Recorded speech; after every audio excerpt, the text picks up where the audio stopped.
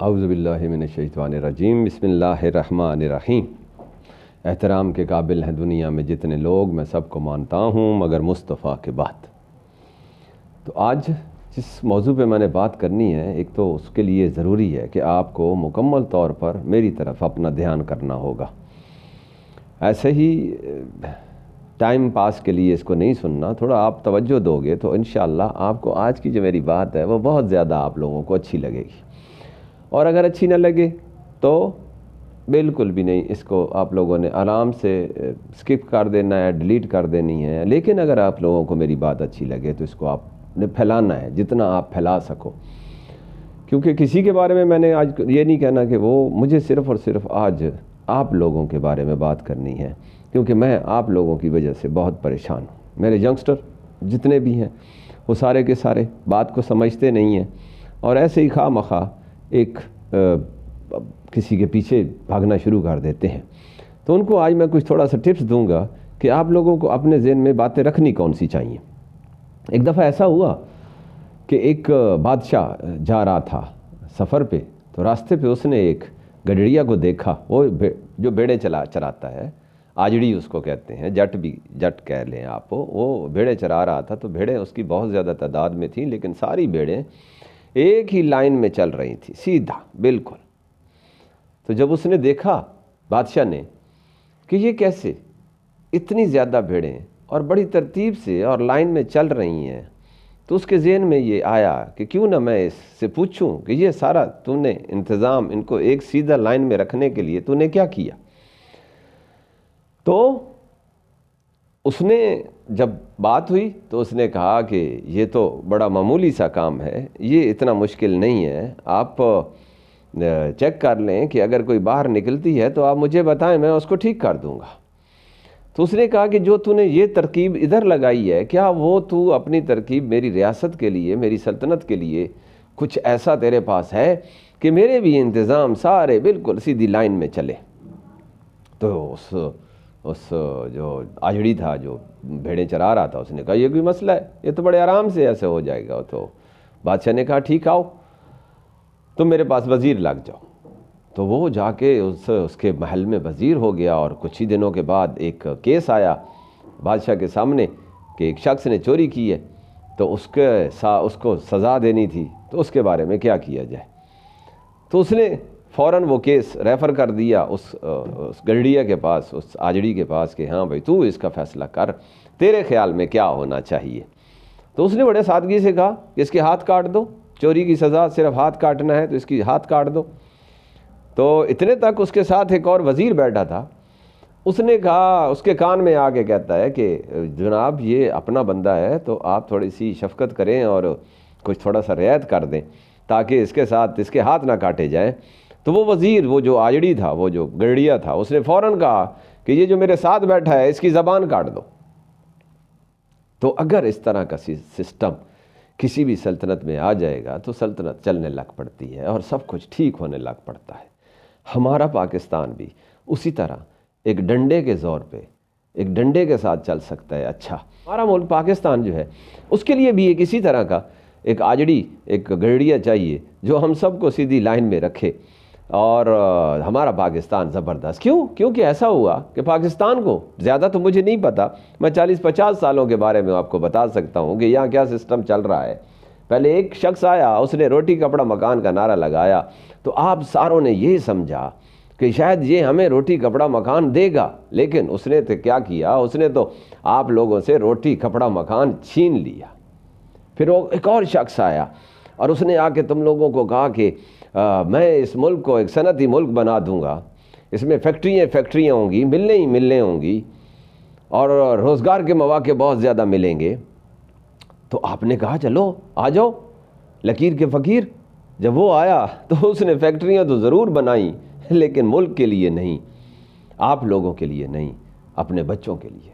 اور پھر ایک اور شخص آیا، اس نے کہا کہ میں 50 لاکھ گھر بنا کے دوں گا، میں کروڑ سے زیادہ لڑکوں کو، ینگسٹر کو نوکریاں دوں گا، اور باہر کے ملک سے لوگ یہاں پر نوکریاں ڈھونڈنے کے لیے آئیں گے۔ تو اس نے 50 لاکھ گھر تو بنایا، لیکن اس نے اپنی 4 سوسائٹیاں شروع کر دیں۔ تو اس نے 50 لاکھ گھر کے لیے 4 ذاتی سوسائٹیاں اسلام آباد میں شروع کر دیں، اور اس نے جو روزگار تھے بیچارے، جو روزگاری پہ لگے ہوئے تھے، اس نے ان کو روزگاری سے نکال دیا۔ 1 کروڑ نوکریاں اس نے کیا دینی تھیں، اس نے تو لوگوں سے نوکریاں چھیننی شروع کر دیں، اور اس باہر سے لوگوں نے کیا آنا تھا یہاں پہ نوکریاں کرنے کے لیے۔ آج کل کسی والدین سے پوچھ لو، کسی لڑکے سے پوچھ لو کہ تم کیا کرنا چاہتے ہو، تو اس کی ایک ہی خواہش ہے کہ میں پاکستان چھوڑنا چاہتا ہوں اور یہاں سے باہر کسی اور ملک میں جا کے نوکری کرنا چاہتا ہوں، کیونکہ پاکستان میں رہنا بہت مشکل ہو چکا ہے۔ اب فیصلہ آپ لوگوں کے ہاتھ میں ہے کہ کیا آپ پھر ان لوگوں کے ہاتھوں پہ، ان لوگوں کے مقدرز، ان لوگوں کے جو کھیلیں کھیلتے ہیں آپ لوگوں کے ساتھ، کیا ابھی بھی اسی پہ آپ لوگوں نے چلنا ہے؟ میری بات سنو، ان میں سے کوئی بھی آ جائے، روٹی کپڑا مکان والا آ جائے، صنعت فیکٹریوں ملوں والا آ جائے، یا 50 لاکھ گھر بنانے والا اور کروڑ سے اوپر نوکریاں دینے والا آ جائے، آپ لوگوں کو اپنی روٹی خود کمانی ہے، آپ لوگوں کو اپنے گھر کے حالات خود بدلنے ہیں، آپ لوگوں کو خود نکلنا پڑے گا، اور آپ لوگوں کی زندگیوں پہ کوئی فرق نہیں ہے۔ یہ لوگ آپ لوگوں کو بھیڑوں کی طرح آ جاتے ہیں، جس طرف ہانک دیتے ہیں تم اسی طرف بھاگنا شروع کر دیتے ہو، اور بھیڑوں اور گدھوں کی طرح اپنی زندگی گزار رہے ہو۔ سارا دن تم لوگوں کو ایک گھوڑے کی طرح جس کو تانگے کے آگے جویا جاتا ہے، اور پھر سارا دن تم مزدوری کرتے ہو، اور مزدوری کرنے کے بعد جو اس کی ملائی ہے، جو مکھن ہے، وہ تو یہ خود کھا جاتے ہیں۔ ہاں، تم لوگوں کو شام کو تھوڑا سا یہ دیتے ہیں، وہ کیا کہتے ہیں اس کو، دانہ، گھاس پھوس، چارہ ڈالتے ہیں۔ وہ کیوں ڈالتے ہیں؟ وہ اس وجہ سے نہیں ڈالتے کہ آپ لوگ کی یہ خوشی کے لیے یا آپ لوگوں کی سہولت کے لیے، نہیں، وہ اس لیے کیونکہ تم لوگوں کو زندہ رکھنا ضروری ہے، تاکہ دوسرے دن جب آپ لوگ اٹھو تو دوسرے دن پھر تمہیں اسی تانگے کے سامنے جونا ہے، اور تم لوگوں سے کام لینا ہے، اور اپنی ملیں، جدادیں، فیکٹریاں، وہ کیا کہتے ہیں اس کو، وہ جو ہاؤسنگ سوسائٹیز بنانی ہیں ان لوگوں کو، 4 سوسائٹیز چلاتے ہیں یہ سب لوگ، اور تم لوگ مڑ جڑ کے پھر اسی جگہ پہ، اور تمہارے بچے اور تمہارے آنے والی نسلیں اسی جگہ پہ رہنی ہیں۔ تو توجہ، میری بات کی طرف توجہ دینا۔ اس طرح کی باتیں کبھی کبھی انسان کے زبان سے نکلتی ہیں، لیکن اگر آج تم لوگوں نے اس طرف دھیان نہ دیا تو تم لوگ پچھتا رہے ہو اور پچھتاتے رہو گے ساری زندگی۔ ہاتھ کاٹنا کہاں کا اصول ہے؟ میرے اسلام کا اصول ہے، میرے دین کا اصول ہے۔ میرے دین میں ہے کہ اگر کوئی قتل کرے تو اس کا سر قلم کر دو، اگر کوئی چوری کرے تو اس کے ہاتھ کاٹ دو، اور اگر کوئی زنا کرے تو اس کو کوڑے مارو، اس کو زمین میں دھسا کے پتھر مارو۔ اور اگر پاکستان میں یہ قانون آ گیا تو یاد رکھنا، تم لوگوں کے بچے بھی سکھی رہیں گے، تم لوگوں کو گھر بھی ملیں گے، تم لوگوں کی فیکٹریاں بھی لگیں گی، تم لوگوں کو روٹی کپڑا مکان بھی ملے گا، اور پھر میں یقین سے کہتا ہوں کہ باہر سے لوگ آئیں گے یہاں پر نوکریاں کرنے کے لیے۔ لیکن اس کے لیے آپ لوگوں کو تھوڑا سا اپنے دماغ پہ زور دینا، لکیر کا فقیر نہیں بننا۔ جو بھی آئے پتلیوں کی طرح ڈگڈگی بجا کے تم لوگوں کو نچانا شروع کر دیتا ہے، اور تم ناچنا شروع کر دیتے ہو، سوچتے نہیں ہو کہ ہوا کیا اب تک ہمارے ساتھ اور آئندہ کیا ہوگا ہمارے ساتھ۔ تمہیں کچھ پتہ نہیں ہے کہ کیا ہوا ہمارے ساتھ اور کیا ہوگا۔ تم لوگ اپنی وہی جاہلیت والے دور سے گزر رہے ہو۔ باقی لوگ پتہ نہیں کہاں سے کہاں، باقی ملک کدھر پہنچ چکے ہیں۔ کیوں؟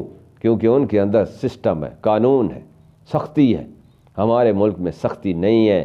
ہم لوگ ہر جگہ پر جانے سے پہلے سوچتے ہیں کہ ہاں بھائی، کس جگہ، فلاں آفس جا رہا ہوں، فلاں وابڈا کے دفتر جا رہا ہوں، فلاں تھانے میں جا رہا ہوں، فلاں ایجوکیشن ڈپارٹمنٹ میں جا رہا ہوں، وہاں کوئی اپنا بندہ ہے جس کے پاس میں جاؤں اور میرا کام 2 منٹ میں ہو جائے؟ تو سب کے سب تمہارے لیڈر بھی کرپٹ ہے، اور تم لوگ بھی کرپٹ ہو۔ جتنے تک اسلامی رولز پاکستان میں نافذ نہیں ہوں گے اتنے تک کچھ نہیں ہو سکتا۔ جتنا مرضیہ سوچ بچار کرتے رہو، جتنی مرضیہ تگو دو، جتنا مرضیہ دن رات ایک کر دو، اپنا آپ کو ذلیل کرو گے، جو مرضی آپ لوگ کر لو، آپ لوگوں کو کچھ نہیں ملنا، میری بات پہ غور کرنا۔ لیکن تم لوگوں نے میری بات پہ غور کرنا ہی نہیں ہے، کیونکہ اسلامی رولز کے مطابق زندہ رہنا بہت مشکل ہے، اور تم لوگ خود اس طرح کے ذرائع ڈھونڈتے پھر رہے ہوتے ہو کہ جہاں یاشی ہو، جہاں مکاری ہو، جہاں دو نمبری ہو، جہاں بغیرتی ہو، تم خود وہی چاہتے ہو۔ اوکے، وہی چاہتے رہنا اور اسی طرح ذلیل و خوار ہوتے رہنا، اور ساری ملائی یہ لوگ لے لیں گے اور تم لوگوں کو نیچے پانی ملا شدہ دودھ دیں گے یہ، اور ذلیل و خوار کریں گے تم لوگوں کو۔ ہوتے رہو، میرا کیا ہے، لیکن آج کی بات پہ تھوڑا سا غور کرنا۔ خدا را اجازت چاہتا ہوں، اللہ حافظ۔